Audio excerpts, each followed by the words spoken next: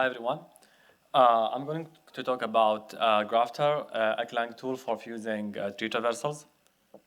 So Grafter performs source-to-source transformation to fuse recursive functions that traverse trees.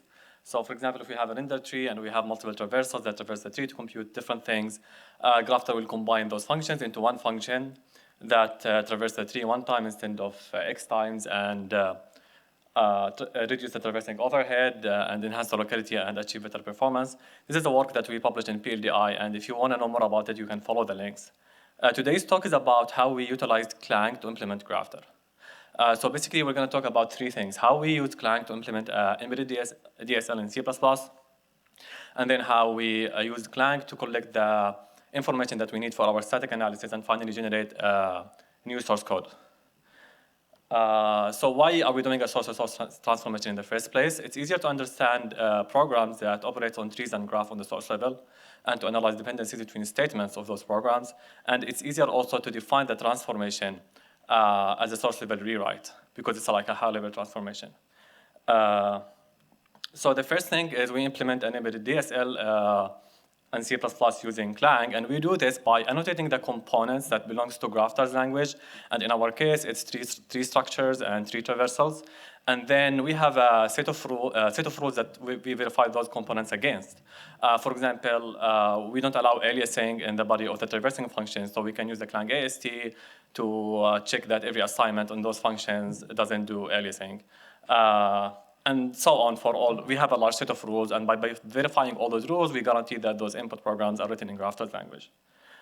After that, we use Clang to collect the information we need for our static analysis.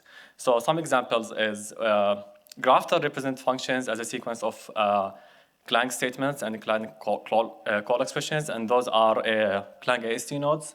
And then the transformation, the new schedules that we are generating happens by moving those statements around and merging or grouping those call expressions. And in order to do this movement, we need to understand accesses and perform dependency analysis. And then we can use the Clang AST to collect those accesses. For example, for call expressions, we need to build call graphs and stuff like that. And Clang makes it very easy to find, for example, destinations of function calls and so on. The last step is that we need to generate new functions that corresponds to those new fuse functions that we created. And we can do this by incrementally build those functions while tracking the input program, and then insert them in the appropriate places in the source file, following some rewrite rules. For example, the parameters of the new fuse functions are the parameter of the old functions plus some parameters that we add to track active traversals and the traverse tree as well. We have a special way of handling how to call grouped call expressions, and we add some code to track active traversals and so on. We need to replace, of course, the original calls with the new calls, and if there are virtual function calls, then we need to add switches, kind of things, and the classes definitions and so on. So we can do all these things by inserting code in the source file, original source file.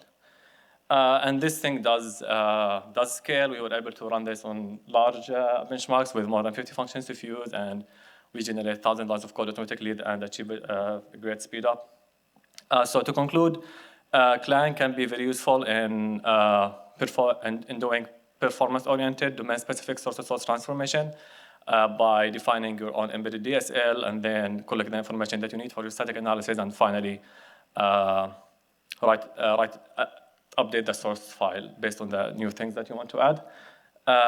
So there are very few Clang tools that are performance-oriented, and we can perform optimizations on the source level using Clang. So maybe if more people start working on this, then we can, people will also try to make the AST better, so that rather than rewriting the source files, we can do those transformations of the AST, defining new functions and updating the AST itself. But yeah, thank you very much, and this is my talk.